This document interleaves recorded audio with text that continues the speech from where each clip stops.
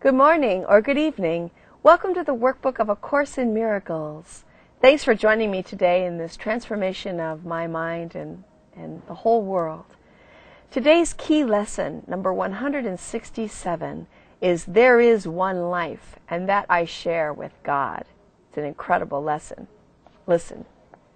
There are not different kinds of life, for life is like the truth. It does not have degrees. It is the one condition in which all that God created share. Like all his thoughts, it has no opposite. There is no death, because what God created shares his life. There is no death, because an opposition to God does not exist. There is no death, because the Father and the Son are one. In this world, there appears to be a state that is life's opposite. You call it death. Yet we have learned that the idea of death takes many forms. It is the one idea which underlies all feelings that are not supremely happy. It represents all feelings that are not supremely happy. That's a thought of death in just a different form. Isn't that amazing how inclusive Jesus makes the idea of death? Any thought that's not supremely happy. It is the alarm to which you give response of any kind that is not perfect joy. All sorrow, loss, anxiety, and suffering and pain, even a sigh of weariness, a slight discomfort, or the merest frown, acknowledge death, and thus deny you live. You think that death is of the body, yet it is but an idea, irrelevant to what is seen as physical. A thought is in the mind. It can then be applied as mind directs, but its origin is where it must be changed if change occurs. Ideas leave not their source. The emphasis this course has placed on that idea is due to its centrality in our attempts to change your mind about yourself.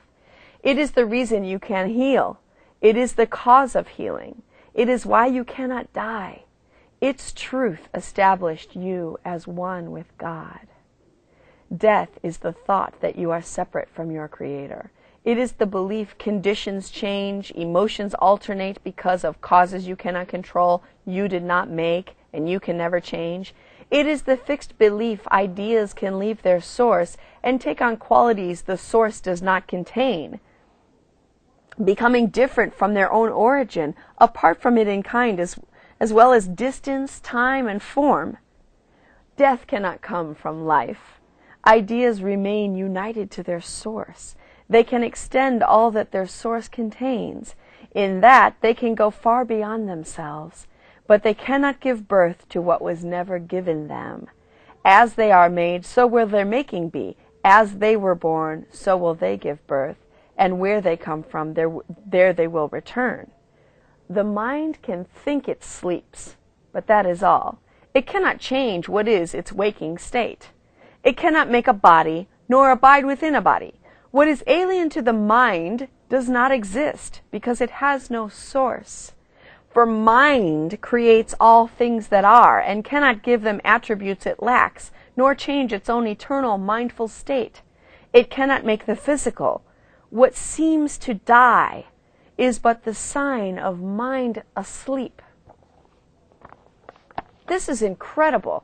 This is incredible. This lesson should be on all the major television stations in the world for those who believe that death is so and know not that it is actually in their mind. What seems to die is but the sign of mind asleep. The opposite of life can only be another form of life. As such, it can be reconciled with what created it because it is not opposite in truth. Its form may change. It may appear to be what it is not. Yet mind is mind, awake or sleeping. It is not its opposite in anything created, nor in what it seems to make when it believes it sleeps. God creates only mind awake. He does not sleep, and his creations cannot share what he gives not, nor make conditions which he does not share with them. The thought of death is opposite to thoughts of life. Forever unopposed by opposites of any kind, the thought of God remains forever changeless, with the power to extend forever changelessly, but yet within themselves, for they are everywhere. What seems to be the opposite of life is merely sleeping. When the mind elects to be what it is not and to assume an alien power which it does not have, a foreign state it cannot enter, or a false condition not within its source, it merely seems to go to sleep a while. It dreams of time, an interval in which what seems to happen never has occurred. Whew! The changes wrought in time are substanceless, and all events are nowhere. When the mind awakes, it but continues as it always was. Let us today be children of the truth and not deny our holy heritage. Our life is not as we imagine it. Who changes life because he shuts his eyes, or makes himself what he is not because he sleeps and sees in dreams an opposite to what he is? We will not ask for death in any form today, nor will we let imagined opposites to life abide even an instant where the thought of life eternal has been set by God himself.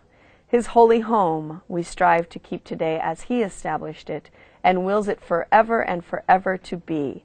He is Lord of what we think today, and in his thoughts, which have no opposite, we understand there is one life, and that we share with him, with all creation, with their thoughts as well, whom he created in a unity of life that cannot separate in death and leave the source of life from where it came. We share one life because we have one source, a source from which perfection comes to us, remaining always in the holy minds which he created perfect. As we were, so are we now and will forever be. A sleeping mind must waken.